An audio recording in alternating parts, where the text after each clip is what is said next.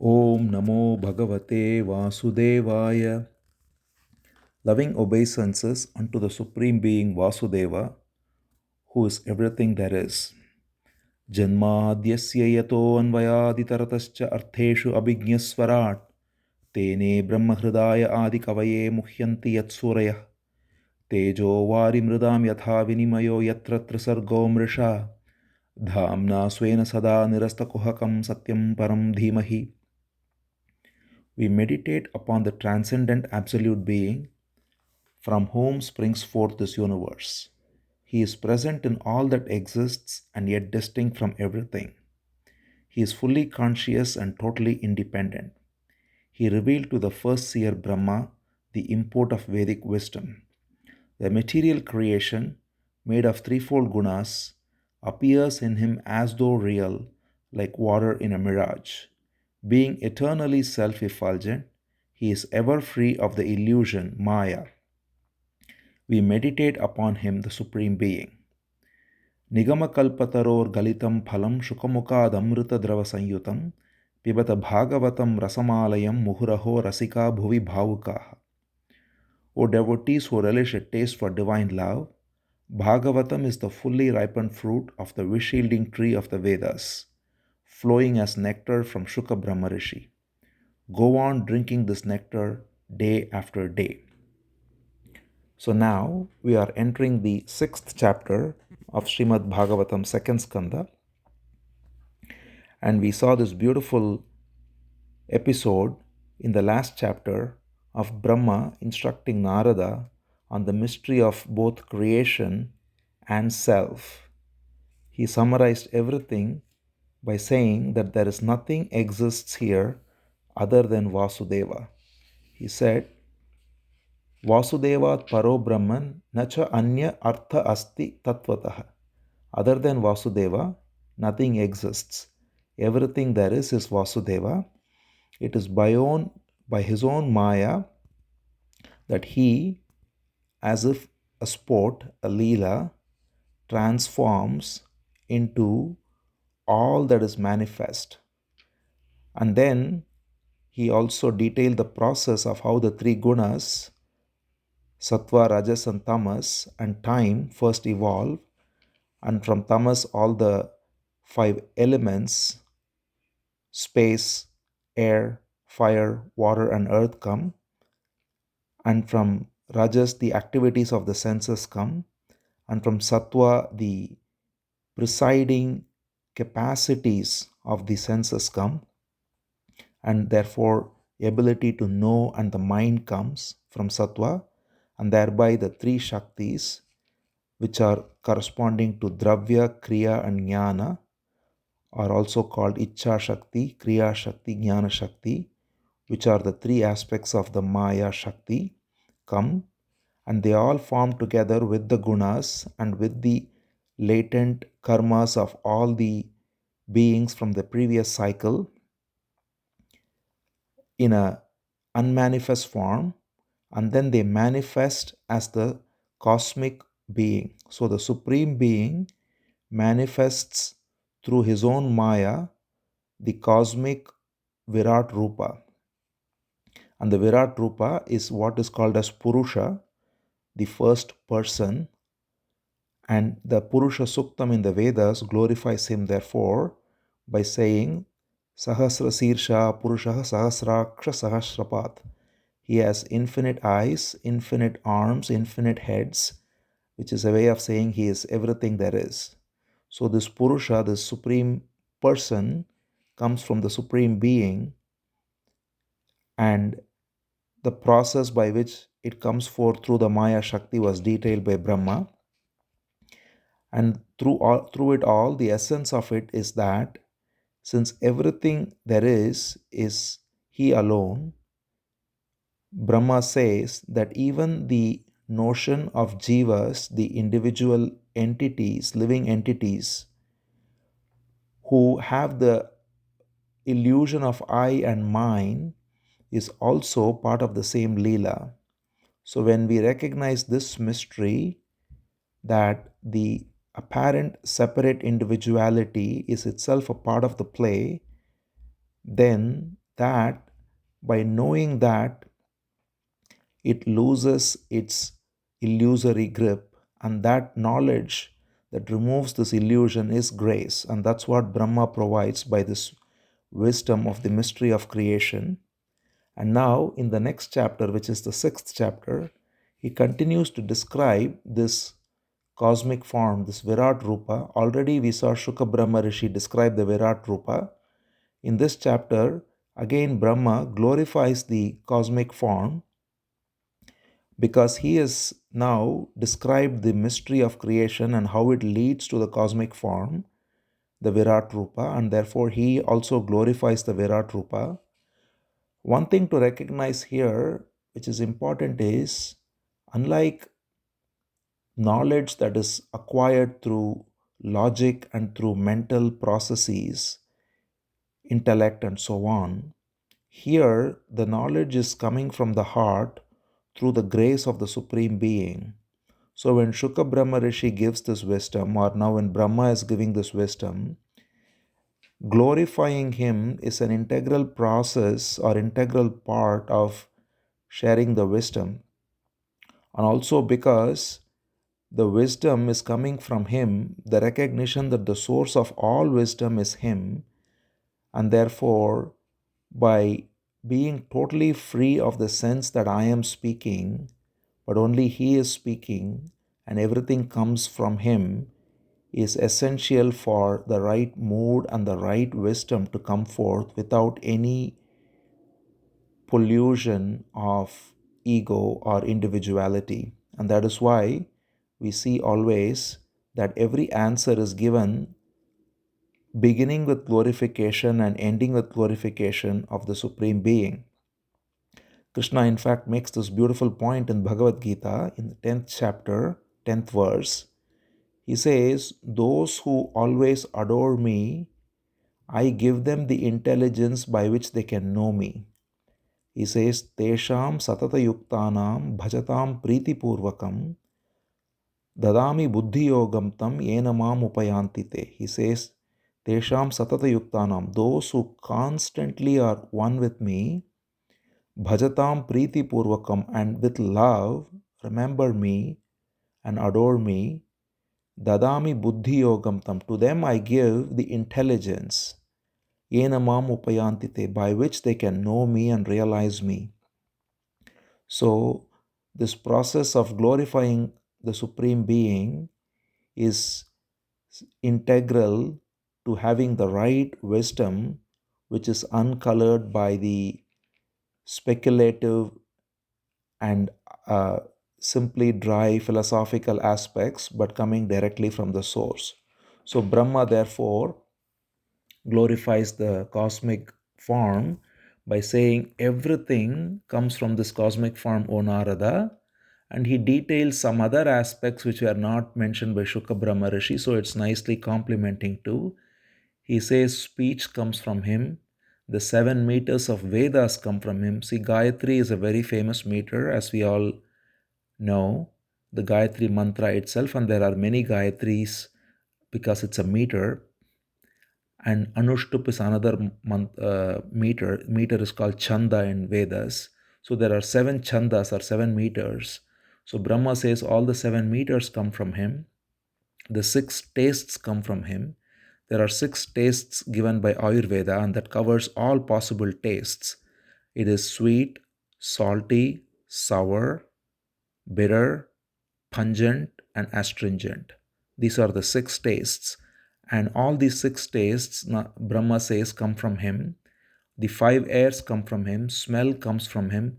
Colors, light, eyes, ears, sun, air, trees, clouds, lightning, minerals, water, rain, progeny, and even death, even victory and defeat, righteousness and unrighteousness, everything comes from him. So this is the other important thing which is very unique, to recognize that because it's a play, in this play, just like in even an ordinary play made by humans, there is always the protagonist and the antagonist, and that is how there is drama. and both are created by the same director.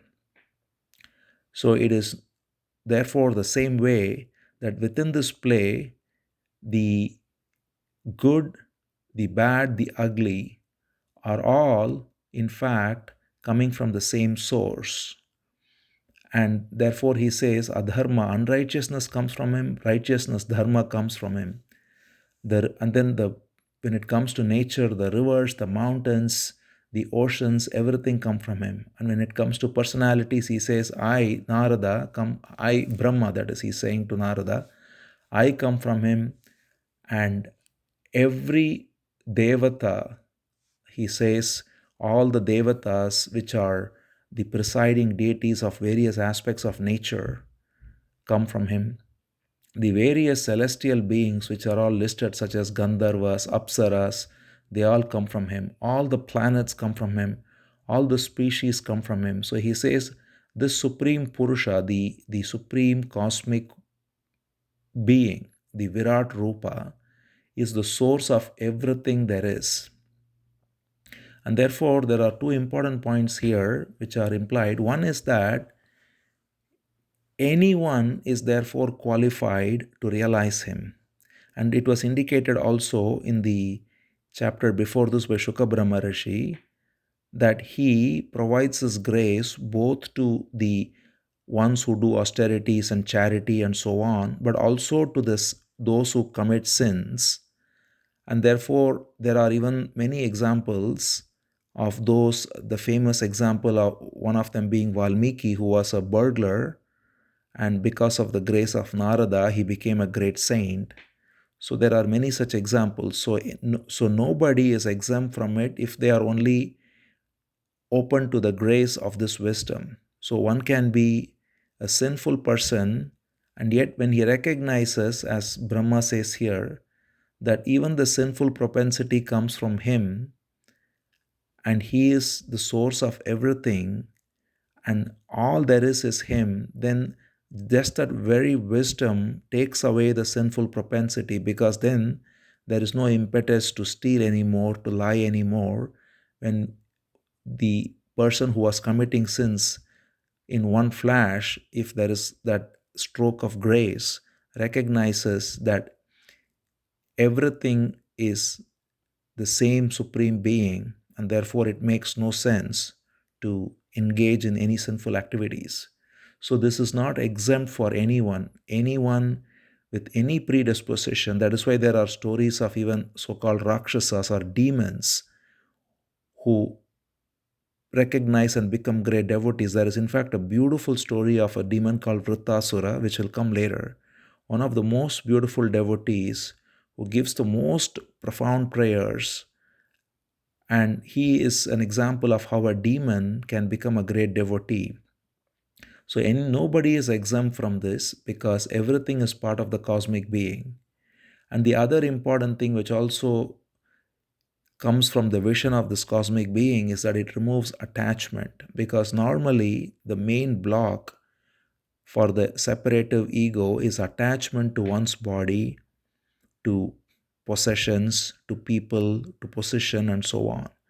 When the recognition comes that everything is he alone, it is his energy that is there as relationships, that is there as work, that is there as any position, any wealth, anything, then there is a natural propensity to share it. Because when we give it to someone, we are giving it to ourselves. There is only the one Supreme Being who is all there is. So there is no reason then to accumulate beyond what is necessary, and there is a natural removal of attachment to holding on to either things or people or anything like that. So these descriptions of the cosmic being, when it is internalized, it removes attachment, it removes any self-condemnation, because as we said, even the most sinful person can recognize this truth. Therefore, nobody is outside the purview of grace. Anyone who is open to this wisdom, and simply listening to this Bhagavatam now is itself a great blessing of grace given by Bhagavan. So, simply listening to this and internalizing this is a great blessing, and therefore, we can, by simply even listening to this description of the cosmic being, be free of attachment and all the negative judgments and so on. So then Brahma continues by saying that just as the sun is self effulgent and it also lights the whole universe, similarly, he is self effulgent, he doesn't need any other source, and he illuminates the whole creation through his light of awareness, the pure consciousness that is his very nature, Satchit Ananda, conscious and ever existing and blissful.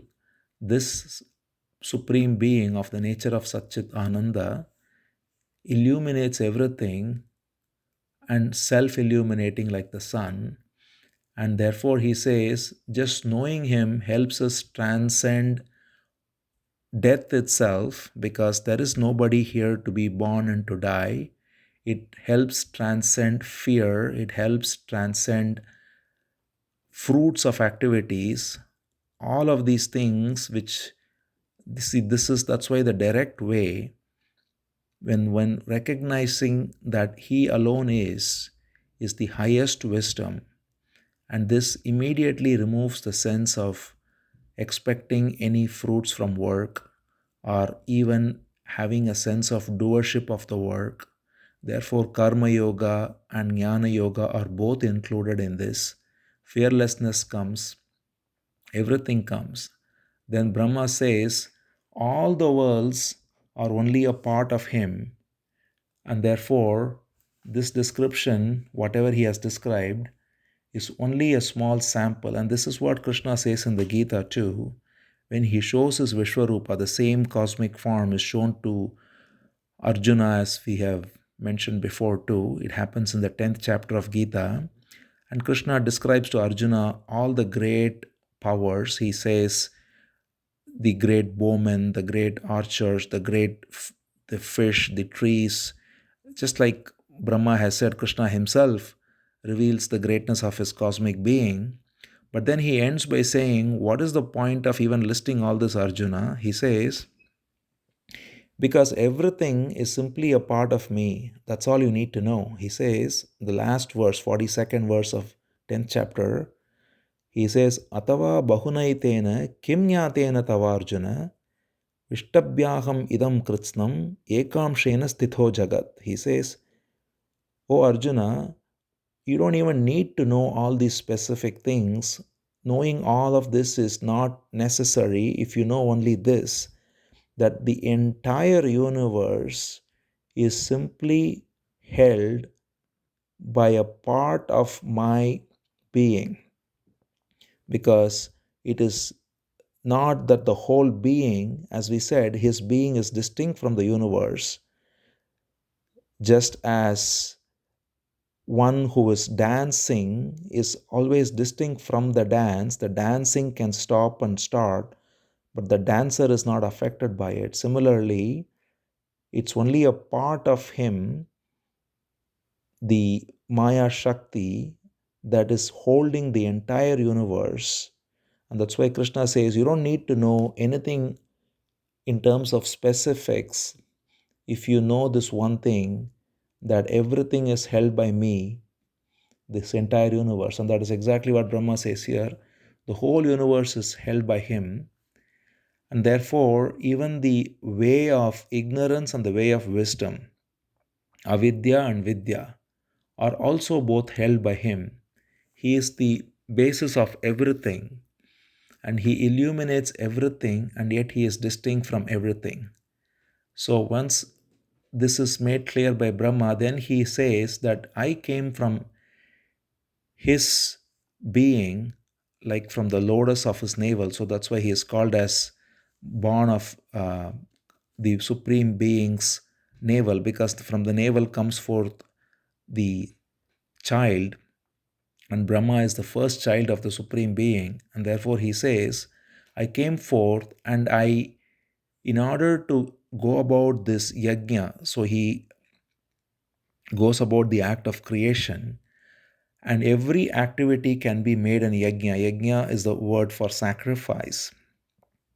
And sacrifice, again, literally means making something sacred. So, sacrifice does not necessarily mean, in the traditional sense of yajna, having a fire and doing some offering something to the fire. That's only one form of yajna. Any activity, when it is done as a offering and as a sacred activity, becomes a sacrifice, and that is yajna. And in fact, the most easy and the greatest yajna available to everyone is to glorify Him. That is why it is called as Kirtanam. Kirtanam literally means to glorify the Supreme Being, to praise Him. That's why praise the Lord, it is said. To simply praise the Lord is the greatest sacrifice, because that alone brings forth the sacredness that is necessary to make any activity not tainted by the ego. So, Brahma also does his act of creation as a sacrifice and brings forth everything. And then he concludes by saying, therefore, Narada, you can now simply take this away, that the whole universe rests in him, in Narayana. That is the summary of the whole thing. He says, Narayane Bhagavati Tadidam Vishwam Ahitam. That's it. In Narayana, the Supreme Being, this universe abides. And knowing this, you know everything. And that's exactly as we saw Krishna also told Arjuna, that knowing that everything is held in me, you know everything. You don't need to know anything. And as we saw, that gives us wisdom, and that removes sense of doership, that removes attachment, that removes self-judgment, that takes care of all yogas, all sadhanas, all endeavors, spiritual or otherwise, and simply gives peace of mind. The mind is set at peace, and it goes about engaging in what it is meant to do according to its natural propensities in the most healthy way, as a service, as an offering. So, any activity coming from a mind which is completely at peace, knowing that it is simply a vehicle for the Supreme Being to express, then expresses perfectly with great confidence and with great calmness, without any self doubt and without any self conceit either. So that's the essence of this whole revelation of Brahma here. And therefore, he says that everything I do as ordained by him. And the three aspects of creation, sustenance, and dissolution is all done by him. Everything is sourced in him. And this is the answer to your question, the question that Narada asked about the mystery of creation. So, this is the final word on that. And therefore, he says that being completely committed to the lotus feet of Hari, I always focus only on him, and therefore I always speak only the truth that is an expression of the oneness, or the fact that he alone is. So it is not even oneness, because oneness in fact already implies that there is two that becomes one. It is even more than oneness. It is simply the truth that nothing other than him is. That's what this verse we saw said. Vasudevat paro na anya asti. Nothing exists other than Vasudeva. So this is the highest wisdom, it's the highest devotion, and it's the highest expression of self-knowledge and love. So, knowing this, he says, Brahma says, puts an end to transmigration, to birth and death, to attachment, to a separate individual existence that seems to go through cycles of birth and death and all the rest.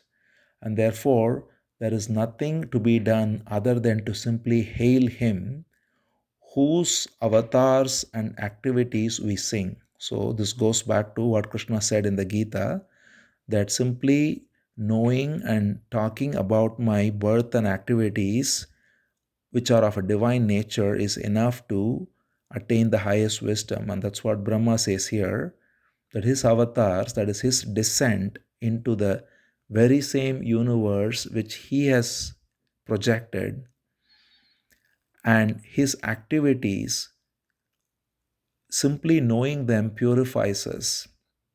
And that's all we need to talk about, because his very nature is pure. And when he descends into this universe, of course, as we know, we saw in the beginning itself, his descent is uncountable.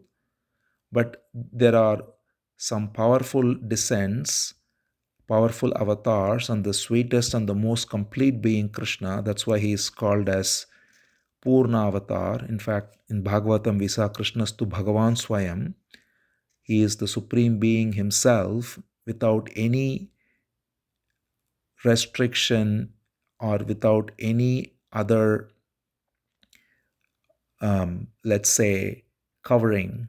Because if you look at even the various avatars, when he comes as a boar or as a great fish or as a dwarf, he exhibits most wonderful pastimes in each one of them. But in each one of them, he exhibits only a part of his opulence. Whereas as Krishna, he comes with the full opulence of the Supreme Being.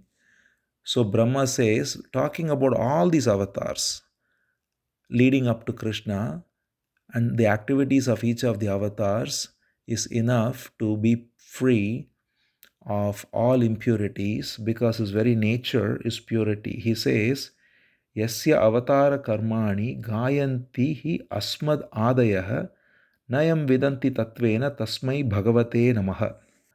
Hail to that Supreme Being whose descent in this world, avatars, and whose activities, karma, I and others constantly sing, but none of us truly know him in reality. That's what he says, that nobody can know him in reality. He is not available within the net of knowledge, but only because this is of infinite nature, and the finite can never know the infinite. The finite can only simply recognize that it has no existence other than the infinite, and therefore, when it even stops trying to understand the infinite but simply remains surrendered to the infinite, then the infinite takes over. So he says that he is always easily available to one who is thus surrendered completely, but he disappears from the view of those who use sophisticated reasoning. So, this is a very important teaching that Brahma is giving, that it is not through sophisticated reasoning that he can be known, because one can use all sorts of logic and get caught in the net of logic. But the truth is so simple only when we stop using logic and surrender to the entire source as the only truth that there is, and not even try to know him but simply surrender unto him. And then he glorifies with a beautiful verse. He says, what is the nature of the Supreme Being? Of course, as Brahma already said, nobody can truly describe him, nobody knows him, but to each one's extent, each rishi, each great jnani have given descriptions. Here Brahma gives a beautiful description. He says, he is pure consciousness, abiding as the inner self of all, ever true, ever perfect, with no beginning, no end, no attributes, eternal, and one without a second. Such a beautiful description, and the verse is so beautiful too. Vishuddham kevalam jnanam pratyak samyak avastitam satyam purnam adyantam nirgunam nityam advayam. Every word is beautiful here. Vishuddham, he is so pure. Kevalam, he alone is. Jnanam, he is the very embodiment of wisdom. Pratyak Samyak Avastitam, he is there in each individual being as their very self. Satyam, he is truth itself. Purnam, he is complete and perfect. Anadyantam, he is without Adi and Anta, without any beginning or end. Nirgunam, without any attributes. Nityam, eternal. And Advayam, without a second, non-dual. So such a beautiful verse that covers the entire wisdom of all the Upanishads that Brahma gives here. And after describing this as the last description of the Supreme Being, then he says that I will now narrate to you his avatars. So in the last chapter, these two chapters, Brahma has narrated to Narada the mystery of creation, which is the cosmic form Virat Rupa, and the nature of the Supreme Being itself now as pure consciousness that is alone existing as truth, complete, and non dual. And now he is going to describe the various avatars which he already said simply listening to them purifies. So Brahma tells Narada all his chief avatars, as we said, his avatars are again infinite, so it cannot be narrated. But the chief ones, the main avatars leading up to Krishna, he says, I shall narrate to you because simply listening to this will remove all impurities through the nectar of his avatars. So, because Narada asked the question about the mystery of creation and Atma Tattva, knowledge of the self, Brahma has given both. He has given the mystery of creation and self knowledge by describing the whole process of creation and by the nature of the self itself as simply Vasudeva alone. But then he also, this is a very important and beautiful point, that just knowing this is not enough because there is impurities in the mind which comes back and prevents this knowing from becoming the abiding reality. So the other important aspect of a teacher is to remove the impurities that cloud the vision of self knowledge. So, having given him self knowledge, now he says, I shall tell you that which will remove the impurities. And what removes the impurities the most easiest and most sweet and beautiful way is simply listening to the exploits of the Supreme Being. So, this is the glory of Bhagavatam, that it not just gives us self knowledge, but it gives the most effective and sweetest process, which is the stories of Hari. It's called Hari Katha, through which the impurities shall be removed so that the self knowledge shines forth in the heart. So Brahma tells Narada, therefore I shall tell you all the avatars now, thereby all the impurities will be gone. So we will eagerly listen to the narration of all the avatars in the next chapter by Brahma. Om Namo Bhagavate Vasudevaya.